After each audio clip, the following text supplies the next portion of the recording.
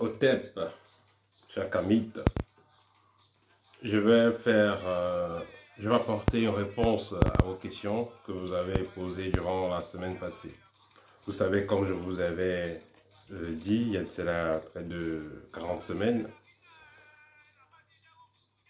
je répondrai toujours à vos questions chaque week-end, quand cela se peut.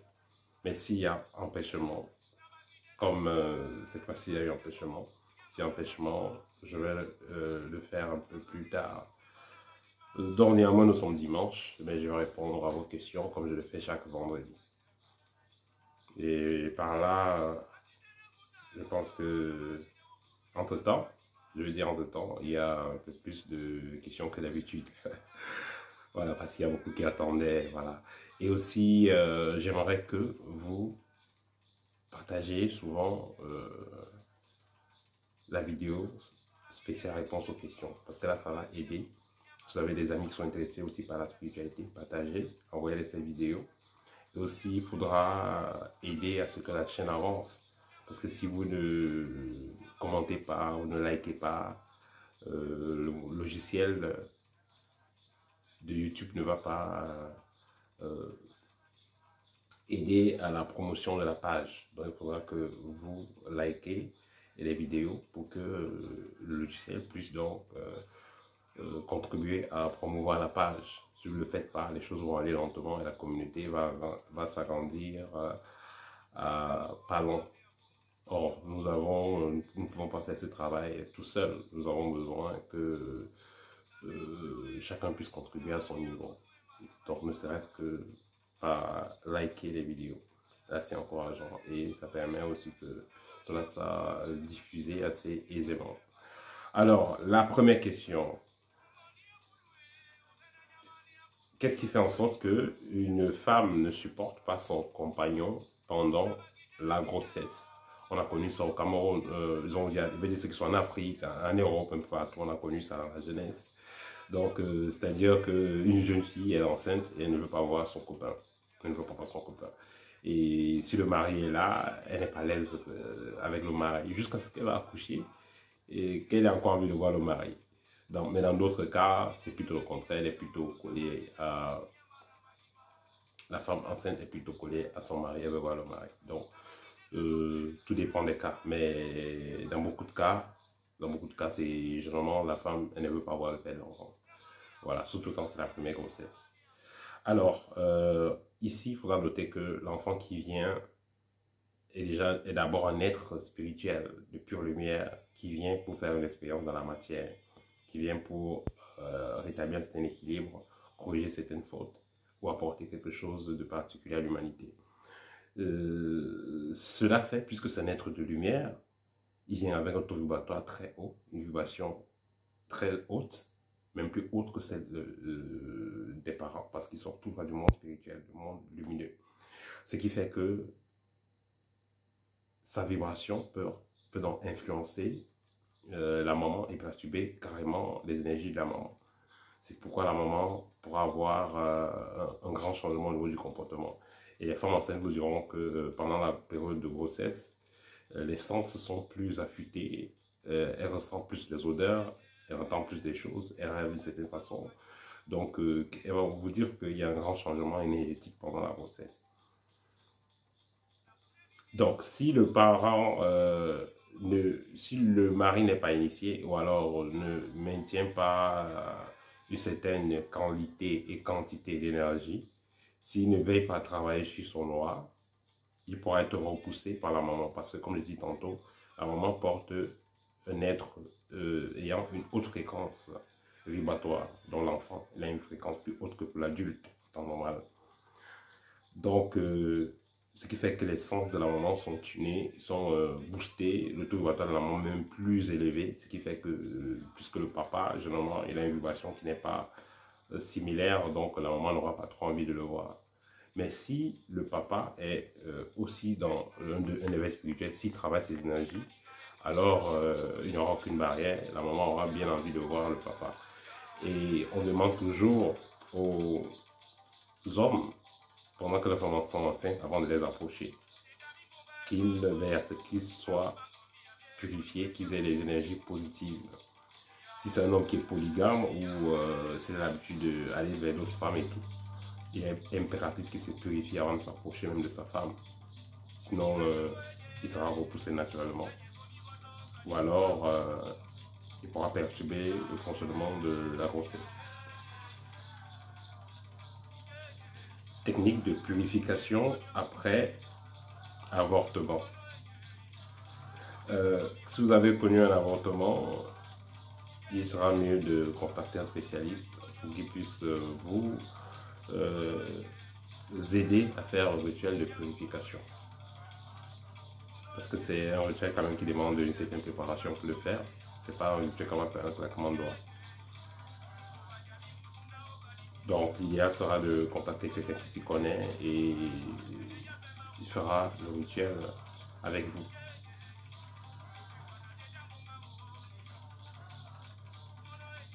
Question suivante, si on a fait un travail spirituel chez un mystique, doit-on voir un rêve si cela a bien fonctionné? Ça dépend du travail. Je prends le cas de quelqu'un qui est possédé. Il se peut que quand on est en train de travailler dans le processus, la personne voit comment le maître est en train d'enlever l'entité ou alors comment l'entité sort. Mais il y a des cas aussi où la guérison est spontanée et physique. Je vais prendre le cas de quelqu'un qui, vous allez chez quelqu'un et puis on vous exorcise ou on fait un travail concret sur vous. Il est clair que le travail peut être d'abord fait dans l'astral, pour être fini physiquement, ou commencer physiquement et finir dans l'astral. Mais dans certains cas, si le maître est vraiment haut en vibration, s'il est dans une fréquence haute, il peut le faire spontanément. Donc ça peut être direct, donc ça dépend. Il y a les cas où, pendant le traitement, vous allez voir les choses en rêve, mais il y a les cas où vous ne verrez pas les choses en rêve.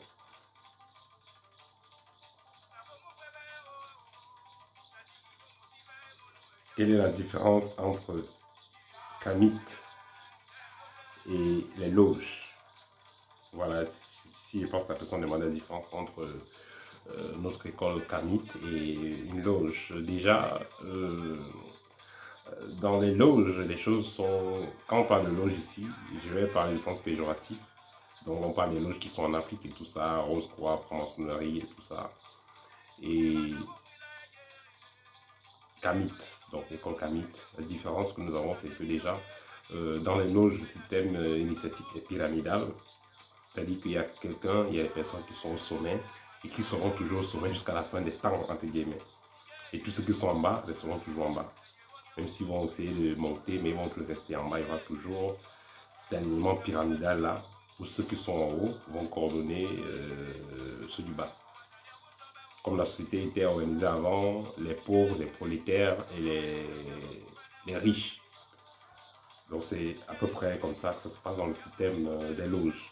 Donc ceux qui vont entrer, peu importe ce qu'ils feront, ils seront limités. Or, dans le système Kamit, ce n'est pas le cas. Le système Kamit, c'est le mérite. À la différence des loges. Dans le système Kamit, c'est le mérite. Celui qui travaille ira plus loin que celui qui ne travaille pas. Point final. Et c'est vous qui donnez, qui décidez de votre limite. C'est vous qui décidez de jusqu'à là où vous voulez arriver. Voilà ce qui en est en ce qui concerne l'école Kamit.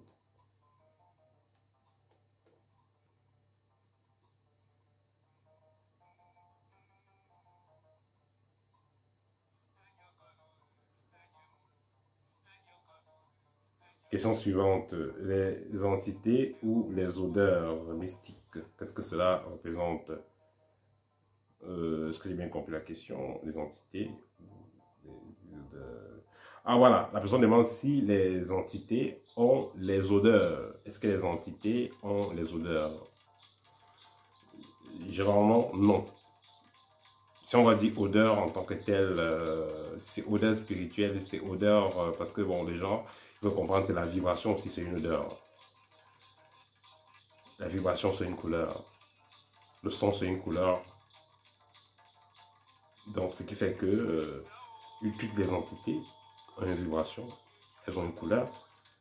Mais pour dire odeur en tant que telle, non. Les entités n'ont pas d'odeur en tant que telle. Mais il peut en hésiter des entités qui peuvent produire des odeurs comme les esprits qu'on va envoyer pour noircir l'aura des personnes. Et là, ça sera donc ici une odeur mystique. Voilà.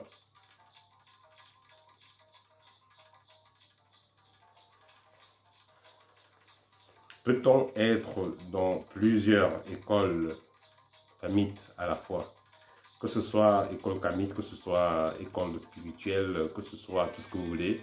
Être dans plusieurs écoles à la fois, ça va dépendre du type d'égrégore dans lequel vous vous connectez. Mais, je dis toujours, si vous êtes dans une école spirituelle complète, bien organisée, vous n'avez pas besoin d'être dans deux écoles parce que vous n'aurez pas le temps d'être dans deux écoles pour faire l'exercice de deux écoles différentes. Ça sera assez délicat. Quand vous êtes chez nous, par exemple, la première année d'exercice que vous allez faire, en moyenne, ça va vous prendre 3 heures par jour, donc 1 heure à 1h30 le matin et 1 heure à 1h30 le soir. Ça fait déjà 3 heures. Ceux qui vont maintenant être dans la deuxième, troisième année feront encore plus les exercices. Ils pourront se retrouver à 4 exercices par jour, exercices spirituels par jour. Donc, ce qui fait que, en plus de ça, vous avez votre travail, vous devez vous occuper de la famille et tout ça. Donc, ce qui fait que si vous allez vous retrouver à suivre 2 ou 3 écoles spirituelles, là, vous n'aurez pas le temps. Et aussi, il y a un problème quand vous mélangez les écoles. Il y a des écoles qui travaillent avec les égrégores. Et on ne mélange pas les égrégores n'importe comment. Si vous êtes dans 2 écoles et vous faites des pratiques chez vous, dans votre maison, vous devez avoir dans 2 temples différents, 2 sanctuaires différents. Si c'est dans 4 écoles, il va y avoir 4 sanctuaires différents. Il ne faut pas mélanger ces énergies dans un même endroit, ça ne se passe pas comme ça. Parce qu'on parle d'égrégores, on parle d'entités, donc c'est les esprits. Donc, on n'est pas mélanger les esprits n'importe comment. Donc, ce qui fait que je ne suis pas d'accord pour le mélange des écoles spirituelles. Il est mieux, vous commencez dans une école. Si vous n'êtes pas satisfait, vous allez dans une autre. Que de dire que vous allez mélanger les écoles en même temps. Là, vous ne saurez pas finalement. Si vous avez un changement dans votre vie, vous n'allez pas savoir d'où est-ce que vient le changement, qui vous a aidé. Qu'est-ce qui était politique pour vous ou pas. Donc, il est mieux de aller pas à pas, ne pas mélanger. Soit vous êtes blanc, soit vous êtes jaune, soit vous êtes vert, soit vous êtes bleu. Vous choisissez un rayon, une école pour la développer et après vous allez ailleurs si vous n'êtes pas satisfait. Voilà.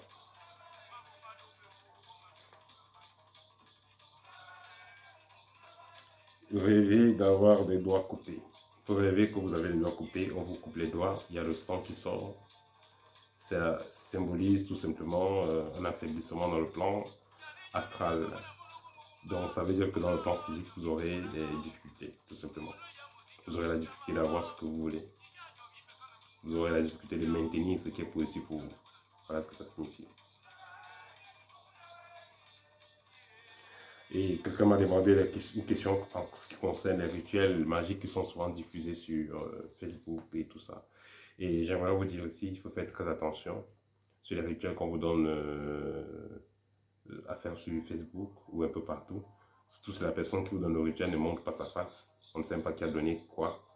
Donc, c'est important aussi pour un mystique, à un moment donné, de se présenter, de se montrer. Parce qu'au moins, là, on sait qui a donné quoi à qui et qui est responsable de quoi.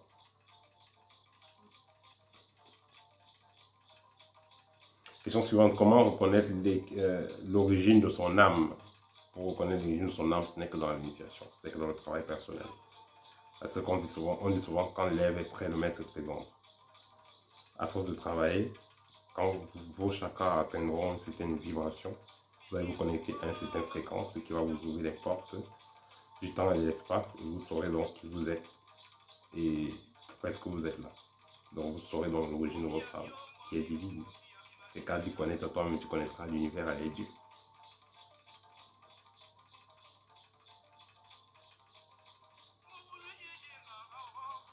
Question suivante, peut-on se servir de la banque mystique d'une personne? Et bien évidemment, c'est un peu comme voler les pages d'une personne. Quelqu'un peut être... on peut supposer que quelqu'un dans son incarnation a un certain montant, sera quelqu'un qui aura assez d'argent, mais En fin de compte, la personne se retrouve énervée dans sa vie, elle est misérable parce que justement quelqu'un d'autre est assis sur ça. La personne maîtrise les techniques de substitution pour pouvoir donc utiliser ce rayonnement-là de son côté. Et c'est ce qui est appris et maîtrisé par certains maçons.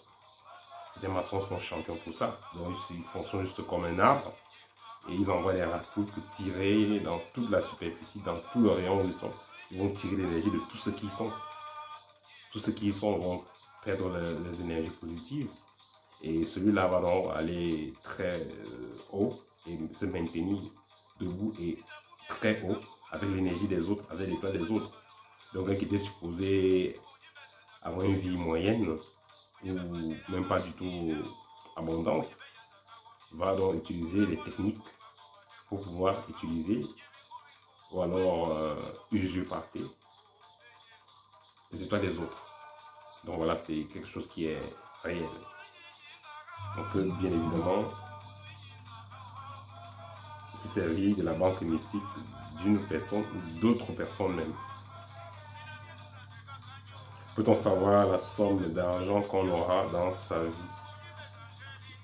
ou dans son incarnation? Ce que la personne voulait savoir, c'est pas facile. Je veux dire que c'est pas possible même. Parce que c'est quelque chose qu'on ne peut pas définir. Parce qu'on peut dire même que vous serez pauvre. Mais en faisant un travail vibratoire sur vous, vous pouvez modifier les choses. C'est ça qui est merveilleux dans la spiritualité. C'est qu'il n'y a pas de facto. Il n'y a pas quelque chose qu'on va dire, on ne peut plus rien. Non, il y a toujours une possibilité de faire quelque chose.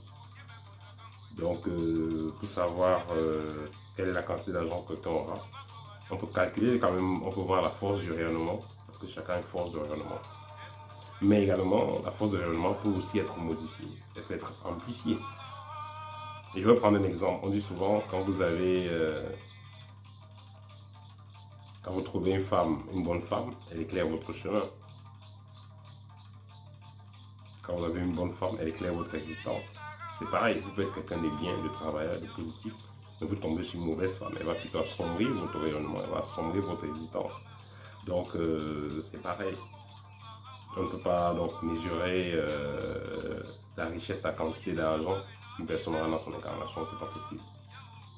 Il y a un certain rayonnement qui est à la base, mais il faudra que cela soit déjà cerné et que cela soit activé et que ce rayonnement soit protégé. Comme je l'explique dans mon livre A des revenus, qui est un livre qui donne les outils pour récupérer votre étoile, la réactiver et la protéger. Voilà.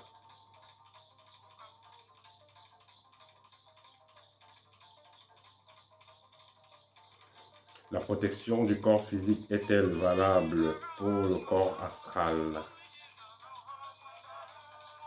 Donc, est-ce que quand vous protégez physiquement, vous êtes protégé astralement?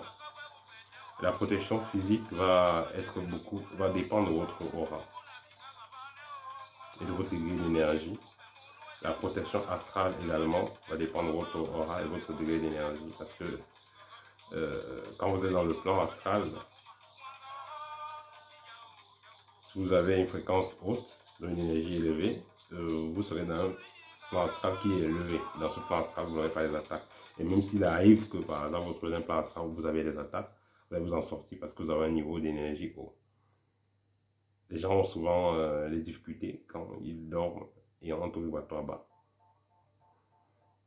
Donc, ça c'est un point. Et le deuxième point, la protection physique. Si vous faites une protection physique, par exemple, où vous avez plutôt des outils qui sont autour de vous quand vous dormez, qui vous protègent physiquement. Dans l'astral, également, ça peut vous protéger, mais pas tout type d'objets. Il y a des objets qui ne vont pas vous protéger, qui peuvent vous protéger physiquement, mais pas forcément dans l'astral. Comme par exemple ceux qui font des gris-gris et autres. Et les gris-gris, ça va vous protéger physiquement contre peut-être le couteau, contre une arme à feu, contre certaines attaques physiques, mais pas forcément contre certaines attaques spirituelles. Et aussi celui qui vous attaque spirituellement, il peut vous attaquer dans l'astral. dans le monde astral où on vous invite, il peut aussi vous attaquer physiquement. Donc, c'est-à-dire que vous êtes couché quelque part, quelqu'un est sorti de son corps, il vient vous appuyer, il vient vous faire du mal. Donc, ça, c'est une autre possibilité. Donc, la protection physique va aussi impacter sur la protection astrale. Dans certains cas, dans beaucoup de cas. Mais il y a les cas, toujours il y a les exceptions. Question suivante. Comment se rendre visite pendant la sortie du corps? Pendant la sortie du corps, pour se rendre visible, là, il faut être très avancé. Voilà, tout simplement. Parce que là, ça va renvoyer déjà au dédoublement, de localisation et tout ça. La personne est sortie de son corps, de la projeter une partie de lui hors de son corps, où il est visible de l'autre côté. Donc, ça demande de la haute initiation, tout simplement.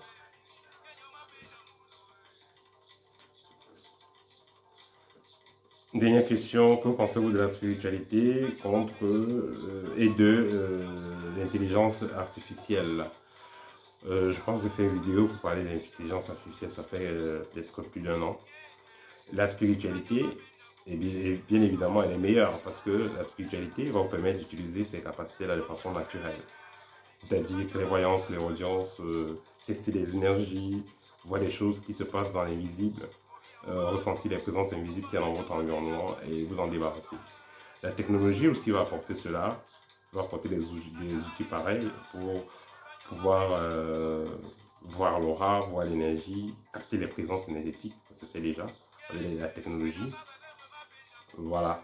La technologie a beaucoup aidé l'humanité à avancer, comme par exemple, je vais parler ici de l'intelligence artificielle. Ça a beaucoup aidé les gens à avancer. Vous allez retrouver ça dans les téléphones déjà.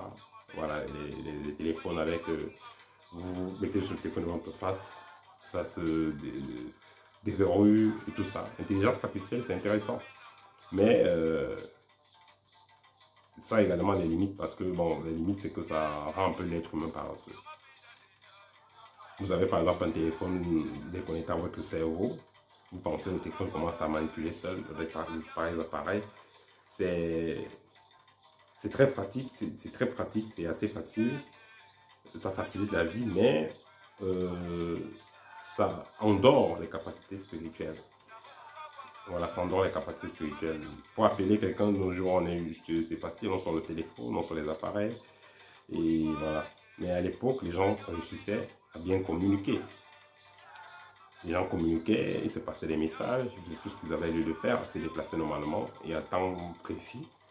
Voilà, ils n'étaient pas en retard dans le déplacement. Mais ils ne connaissaient pas cette intelligence artificielle qu'on utilise maintenant. Ils avaient d'autres méthodes. Donc, il est important d'utiliser l'intelligence artificielle avec sagesse. Donc, on ne va pas les utiliser, on plonge là-dessus comme ça. On va utiliser vraiment ce qui est réellement utile. Pour nous aussi le temps de se développer, de travailler sur nos propres capacités. Voilà, parce que nous sommes aussi là pour ça, pour travailler sur nos capacités spirituelles afin de pouvoir mieux prendre conscience du monde qui nous environne et pouvoir mieux en profiter. Voilà, ça c'était la réponse aux questions pour aujourd'hui, comme je n'ai pas pu le faire récemment. Voilà, si vous avez besoin d'une consultation d'un scanner spirituel, n'hésitez pas à contacter moi. Si vous avez besoin du livre libre au art de rayonner également, n'hésitez pas. À très bientôt et au TEP.